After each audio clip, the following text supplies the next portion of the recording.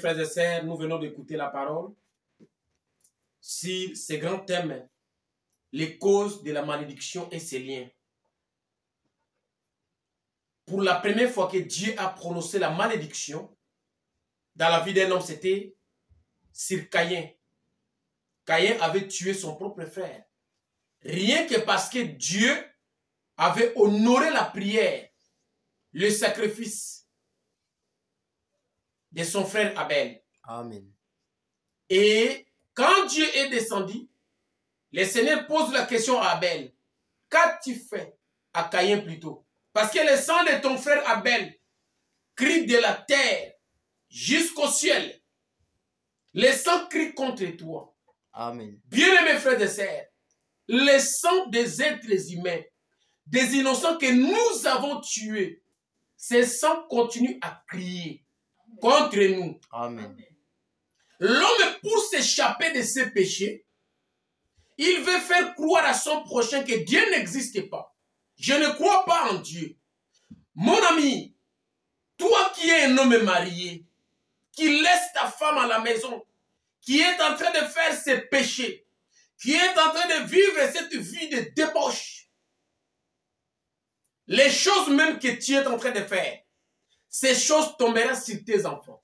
Cette malédiction va se poser contre tes enfants. Amen. Sur les enfants des enfants des enfants de tes enfants. Amen.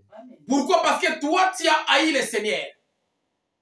Une femme mariée qui est en train de vivre une vie de débauche, qui quitte la maison, qui dit à son mari que je vais au travail. Mais là, au travail, elle a besoin de monter l'échelon. Elle a besoin de gagner plus d'argent. Le manager finira par dire à cette femme, si tu veux gagner ce poste, tu dois coucher avec moi. Elle aussi, étant qu'une femme est mariée, elle va accepter toutes ces bêtises pour des plaisirs, pour de l'argent. Mon frère, ma soeur, tout ce que nous sommes en train de faire sur cette terre, que tu crois en Dieu ou pas, cela n'a pas d'importance. Ce n'est pas parce que tu ne crois pas en Dieu que Dieu ne va pas exister. Ce n'est pas parce que tu ne crois pas en Dieu que tes péchés ne vont pas atteindre tes enfants. Non. Amen. Tes péchés vont suivre tes enfants. Amen. Dieu a reconnu la dîme que Abraham a donnée à Melchisedec, à petit-fils de petit-fils d'Abraham, qui était Lévi.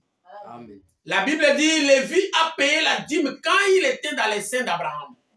Mon frère, ma sœur, le mal que nous sommes en train de faire sur cette terre, si Dieu peut permettre que le monde continue encore, nos enfants paieront pour ça. Amen. Personne ne peut faire échapper la colère de Dieu. Dieu a dit à Noé, construisez l'arche, parce que je vais détruire la terre. Amen. La science était tellement évoluée, plus que ces temps que nous sommes en train de vivre. Amen. Les hommes de la science ont traité Noé de fou. Donc toi, tu peux me traiter de fou. Mais je viens crier contre le péché que toi, tu es en train de faire. Amen. Ce péché-là est en train de provoquer la colère de Dieu. Ce n'est pas aujourd'hui que les êtres humains commencent à nous dire que Dieu n'existe pas. Ça a commencé depuis très longtemps. Et Dieu est descendu, il a détruit la terre avec l'eau. Cette fois-ci, ça sera le souffle. Ça sera le feu. Dieu va détruire la terre avec le feu. Amen. Amen. Parce que le péché de l'homme est arrivé trop loin. Vous allez voir un homme qui épouse une femme. Cette femme vient au mariage avec ses enfants. Cet homme va aller jusqu'à coucher avec l'enfant même qui est venu au mariage. Amen. Bien-aimés frères et sœurs, le mal que nous sommes en train de s'aimer, c'est comme un cultivateur qui est allé cultiver la terre.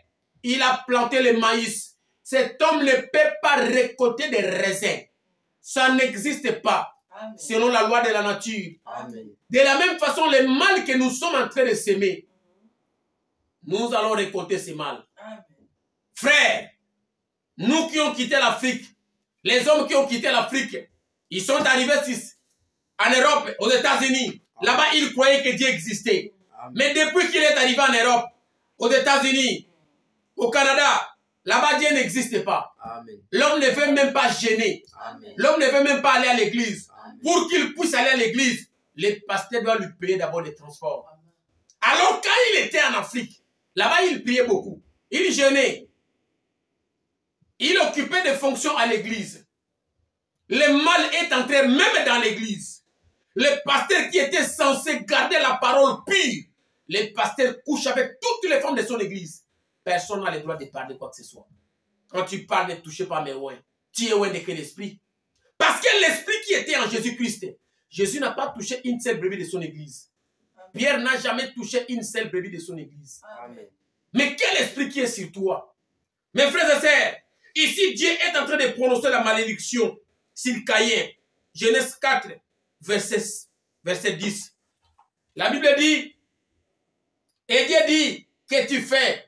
La voix du sang de ton frère crie de la terre jusqu'à moi.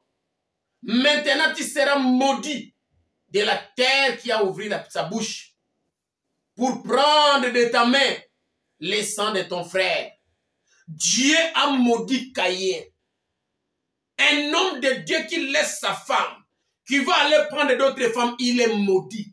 Et toi qui donnes la dîme à cet homme-là, parce qu'il est Moulouba, et toi tu es Moulouba, parce qu'il est de Bandundu, toi tu es de Bandundu, parce qu'il est de Kassongolunda, toi tu es de Kassongolunda, parce qu'il est,